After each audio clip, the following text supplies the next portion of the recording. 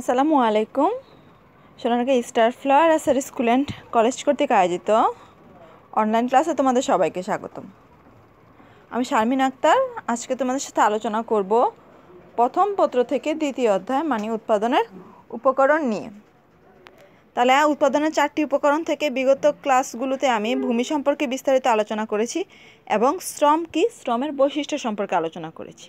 তাহলে আমরা আজকে আলোচনা করব হচ্ছে শ্রমের গুরুত্ব নিয়ে। তাহলে শ্রম মানে কি, আমরা সহজ ভাষায় বলেছিলাম শ্রম মানে হচ্ছে আমাদের দৈহিক বা শারীরিক পরিশ্রমকেই শ্রম বলে সহজ ভাষায়। কিন্তু অর্থনীতিতে কিন্তু দৈহিক বা শারীরিক যে পরিশ্রম আছে তাকে কি শ্রম বলা হয় না। তাহলে অর্থনীতির ভাষায় শ্রম বলতে কাকে বোঝায়? যেই শারীরিক বা দৈহিক পরিশ্রমের পিছনে অর্থ উপার্জন করার উদ্দেশ্য রয়েছে তাকেই কি বলা হয়? শ্রম বলা হয়। তাহলে আজকে আমরা আলোচনা করব হচ্ছে শ্রমের গুরুত্ব নিয়ে। তাহলে দেখেন, প্রথমে আছে হচ্ছে পৃথিবীতে যদি মানুষ না থাকতো তাহলে কি উৎপাদনে কি প্রয়োজন পড়তো না। আবার কি মানুষ ছাড়া উৎপাদন করাও কি সম্ভব না। যে মানুষগুলো উৎপাদন কাজে জড়িত তারা মনে করো পৃথিবীতে কোনো একটি দেশের ভূমি অভাব নেই, পর্যাপ্ত মূলধন আছে, কিন্তু কি শ্রমিকের সংখ্যা নেই বললেই চলে। তাহলে কি উক্ত দেশে কি উৎপাদন করা সম্ভব হবে? কখনোই সম্ভব হবে না। তাহলে কি শ্রম ছাড়া, তাহলে শ্রম যেখানে সেখানেই কি শ্রমিক থেকেই তো শ্রমের উৎপত্তি হয়। তাহলে প্রথম যেই গুরুত্বটা আছে সেটা হচ্ছে অর্থনৈতিক উন্নয়ন। বিশ্বের যে কোনো দেশের অর্থনৈতিক উন্নয়নে কি শ্রমের গুরুত্ব অপরিসীম। দক্ষ এবং অভিজ্ঞ শ্রমশক্তি ছাড়া কি কোনো দেশেই কি অর্থনৈতিকভাবে উন্নতি লাভ করতে পারে না। যে দেশে শ্রমের যথাযথ ব্যবহার করা হয় সে দেশে কি উন্নতির দিক থেকে এক ধাপ এগিয়ে রয়েছে। শ্রমের সাহায্যে উৎপাদন বাড়িয়ে সঞ্চয়, মূলধন বিনিয়োগ ও ভোগে ব্যয় বাড়ানো যায়, ফলে কি দেশের অর্থনীতির উন্নয়ন ঘটে। তারপরে 2 নম্বর আছে হচ্ছে কি, দেখেন উৎপাদন বাড়ানো।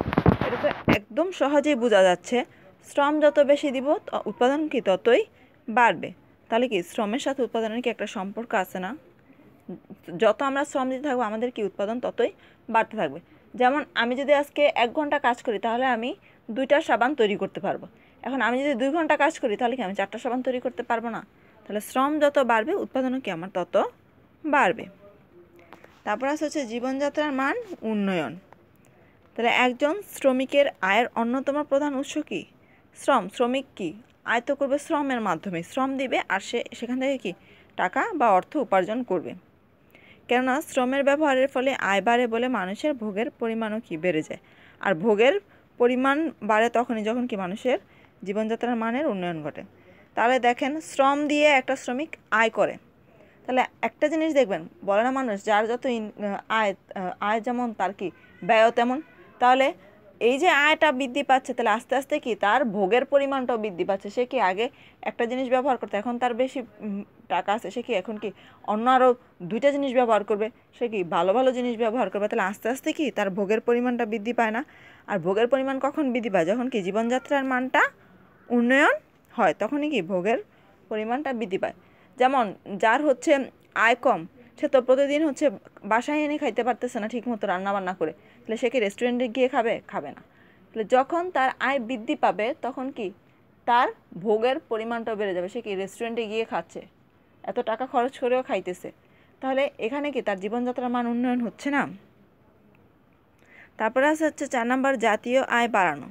এটা বোঝাই যায়, জাতীয় আয় বলতে কি বোঝায়? একটা দেশের যেই সকলের সম্মিলিত যে আয়টা আছে সেটাই হচ্ছে কি জাতীয় আয়। তাহলে একটা দেশের শ্রম যদি বৃদ্ধি পায়, শ্রমের সংখ্যা বৃদ্ধি পায়, উৎপাদন বৃদ্ধি পায়, তাহলে কি ওভারঅল একজনের আয় যদি বাড়ে তাহলে কি জাতীয় আয়টা কি বৃদ্ধি পাবে না? তাহলে দেখেন, একটি দেশের জাতীয় আয় বাড়াতে শ্রমের গুরুত্ব অপরিসীম।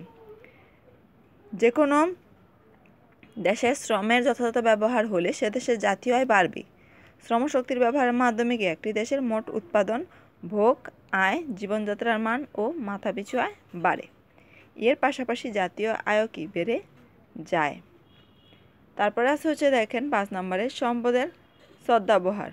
তার মানে কি শ্রমশক্তি ব্যবহারের মাধ্যমে প্রাকৃতিক ও অপ্রাকৃতিক বিভিন্ন ধরনের সম্পদের কি ব্যবহারটা নিশ্চিত করা যায়। পৃথিবীতে যত ধরনের প্রাকৃতিক সম্পদ আছে সেগুলো কি শ্রমশক্তির মাধ্যমে কি মানুষ তাদের ব্যবহার উপযোগী করে তোলে। দেখেন, প্রাকৃতিক সম্পদ আছে যেমন গ্যাস, আমরা সেটা ব্যবহার করতেছি। তাহলে গ্যাস তো যখন মাটির নিচে ছিল তো আমরা কি ব্যবহার করতে পারতাম? শ্রমের মাধ্যমেই তো এই গ্যাসটাকে কি মানুষের ব্যবহার উপযোগী করা হয়েছে। তারপর কি এরকম আরও বহুত জিনিস আছে যেগুলো কি প্রকৃতিতে দেয়া আছে কিন্তু মানুষ কি আমরা চাইলেই ব্যবহার করতে পারি না। এগুলোকে কি প্রকৃতি প্রদত্ত জিনিসগুলোর রূপ আকার আকৃতি পরিবর্তন করে কি আমাদের ব্যবহার উপযোগী করা হয়, যেটা আমরা কি উৎপাদনের ডেফিনেশনে আমরা পড়েছিলাম। তারপর আছে হচ্ছে সঞ্চয় সৃষ্টি। সাধারণ ভাষায় আয় থেকে ব্যয় বাদ দিলে যা অবশিষ্ট থাকে তাকে সঞ্চয় বলে, তাই না? আমার আয় হচ্ছে 100 টাকা, ব্যয় হচ্ছে 80 টাকা, তাহলে আমার সঞ্চয় হচ্ছে 100 থেকে আমি যখন 80 বাদ দিব 20 টাকা হচ্ছে আমার সঞ্চয়। শ্রম মানুষের আয় বাড়ায়, আর আয় বাড়লেই মানুষের সঞ্চয় প্রবণতা বাড়ে। বিষয়টি নিচের সমীকরণের মাধ্যমে দেখানো হলো। দেখেন, শ্রমের ব্যবহার হলে আয় বাড়ে, আয় বাড়লেই তো কী হয়, সঞ্চয়ের সৃষ্টি হয় না। আমার যদি প্রয়োজনের অতিরিক্ত টাকা না থাকে তাহলে কি আমি সেই টাকাকে আমি সঞ্চয় করতে পারবো? আমরা ব্যাংকে যাই, টাকা রাখি, সেটা সঞ্চয় করি। নিশ্চয়ই আমার কাছে টাকাটা বেশি আছে, দ্যাটস ওয়াই আমি সঞ্চয় করতে পারতেছি। এখন এই যে সঞ্চয় সৃষ্টি হয় শ্রমের মাধ্যমেই তো মানুষের আয় বাড়ে। কাজ না করলে কি মানুষের আয়টা বাড়বে? বাড়বে না। তাহলে যখনই সে শ্রম দিবে তার কাজটা বৃদ্ধি পাবে, কাজ করবে, শ্রমের মাধ্যমে কাজ বৃদ্ধি পাওয়ার ফলে কি আয় বৃদ্ধি পাবে, আর আয় বৃদ্ধি পাওয়ার ফলে কি হবে, তার আয় থেকে ব্যয়গুলো সে বাদ দেওয়ার পরে অবশিষ্ট যে টাকা থাকবে সেটা কি সে সঞ্চয় হিসেবে রেখে দিবে। ঠিক আছে? তারপরে আছে হচ্ছে মূলধন গঠন। যা সম্পদ উপার্জনে সহায়তা করে তাকে মূলধন বলে। শ্রম ছাড়া কোনো অবস্থাতেই মূলধন গঠন করা সম্ভব হয় না। কেন? দেখেন, কারণ শ্রমের মাধ্যমে আয় সৃষ্টি হয় এবং উক্ত আয় থেকেই কি স্বাভাবিকভাবে সঞ্চয়ের প্রবণতা সৃষ্টি হয়, আর সঞ্চয় থেকে কি মূলধনের সৃষ্টি হয় না। আমার আয় হচ্ছে এখন আমি প্রতি মাসে এখন হচ্ছে 20 টাকা করে রাখতেছি, তো রাখতে রাখতে আমার হচ্ছে যখন 500 টাকা হলো তখন আমি একটা মূলধন নিয়ে ব্যবসা শুরু করলাম। তো আমি প্রতি মাসে মাসে আমি 10,000 টাকা করে সঞ্চয় করতেছি, 1 বছর পরে 1 লক্ষ টাকা হলো। এই সঞ্চয় থেকে কি আমার মূলধন গঠন করা সম্ভব হচ্ছে, তাই না? মূলধন নিয়ে কি আমি ব্যবসা শুরু করতে পারি। তারপরে কি বিনিয়োগ বাড়ানো। ওই একই জিনিস আমার যখন কি শ্রমের মাধ্যমে আমার আয় হবে, মূলধনের সৃষ্টি হবে, সেটাই কি আমি বিনিয়োগ করতে পারবো না? তাহলে শ্রমের মাধ্যমে কি হয়, আমার বিনিয়োগ বাড়ে। জীবিকা নির্বাহ। মানুষ শ্রম ব্যবহার করে অন্যের অভাব পূরণ করার পাশাপাশি তার নিজের এবং পারিবারিক সমস্যা, পরিবারের অন্য সদস্যের জীবন জীবিকাও কি নির্বাহ করে। তাহলে সে শ্রমের ব্যবহার করে আমাদের অভাব পূরণ করতেছে। দেখেন কীভাবে, একজন শ্রমিক সে কাজ করে পরোটা তৈরি করতেছে, তা আমি গেলাম হোটেলে গিয়ে আমি পরোটা খাইলাম, তাহলে সেক্ষেত্রে আমার অভাব পূরণ হচ্ছে না। পাশাপাশি সে কিন্তু এখান থেকে আয় করতেছে, তার আয়ের ফলে তার নিজের জীবিকা নির্বাহ হচ্ছে, প্লাস তার ফ্যামিলিতে যারা 7 জন মানুষ আছে তাদেরও কি সে জীবিকা নির্বাহ করতে পারতেছে। তাহলে সেটা কি শ্রমের মাধ্যমেই সম্ভব হচ্ছে। তারপরে আছে হচ্ছে ভোগ বাড়ানো। 10 নম্বর আছে ভোগ বাড়ানো। পৃথিবীতে সব কিছুই মানুষের ভোগের উদ্দেশ্যে উৎপাদন করা হয়, তাই না? একটা কলম তৈরি করা হয়েছে কিসের জন্য? এটা মানুষ লিখবে তার জন্য না, নাকি এমনি এমনি কলমটা তৈরি করে রেখে দিল? হ্যাঁ, পরোটাটা তৈরি করছে হোটেলে কেন? একটা মানুষ আসবে, একটা কাস্টমার আসবে, পরোটাটা কিনবে, খাবে, তাই তো? নাকি এমনি পরোটা বানায় রেখে দেবে? না। তাহলে প্রত্যেকটা জিনিসই কিসের জন্য তৈরি করা হয়, উৎপাদন করা হয় হচ্ছে মানুষের ভোগের জন্য। একজন শ্রমিক তার শ্রমের বিনিময়ে আয় করা অর্থ ভোগের জন্যই কী করে? ব্যয় করে। আচ্ছা, যদি আমি ভোগ না করতাম, আমার যদি এই পরোটার দরকার না থাকতো, কলমের দরকার না থাকতো, চাল ডাল ডিম তেল লবণ কিছুই কিনতে না হতো, আমার যদি এগুলো কিছুই ভোগ করতে না হইতো, তাহলে কি আমার শ্রমের কোনো দরকার ছিল? আমার কি পরিশ্রম করে টাকা উপার্জন করার কোনো দরকার ছিল? কোনো দরকারই ছিল না। তাহলে শ্রম মানুষ কেন করে? ভোগ করতে হবে, দ্যাটস ওয়াই মানুষ শ্রম করে অর্থ উপার্জন করে। তাই শ্রম বাড়ার পাশাপাশি কী হয়? আয়ও বাড়ে, আর আয় বাড়লে কি ভোগের প্রবণতাও বাড়ে, তাই না? যার টাকা বেশি, যে যত বেশি আয় করতে পারে তার কি চলাফেরা বা তার জীবনযাত্রার মানও কি অন্যরকম, তাই না? তাহলে আজকে এই পর্যন্তই থাকলো। আর বাড়ির কাজ লিখবেন হচ্ছে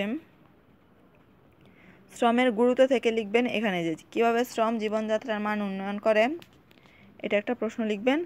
আরেকটা লিখবেন হচ্ছে শ্রম কীভাবে সঞ্চয় সৃষ্টিতে সহায়তা করে, অথবা শ্রমের সাথে সঞ্চয় সৃষ্টির কী সম্পর্ক আছে ব্যাখ্যা করো। 2টা। আর হচ্ছে লিখবেন জীবিকা নির্বাহের ক্ষেত্রে শ্রমের ভূমিকা রয়েছে, ব্যাখ্যা করো। 3টা। আর হচ্ছে ভোগ বাড়ানো, কিভাবে শ্রমের মাধ্যমে মানুষের ভোগ বৃদ্ধি পায়। এই 4টা হচ্ছে সুন্দর করে আলোচনা করবেন, পারলে হচ্ছে উদাহরণ দিবেন, দিয়ে আমার পার্সোনাল হোয়াটসঅ্যাপ নাম্বারে পাঠিয়ে দিবেন। তাহলে সবাই ভালো থাকেন, সুস্থ থাকেন। আজকে এই পর্যন্তই। আল্লাহ হাফেজ, আসসালামু আলাইকুম।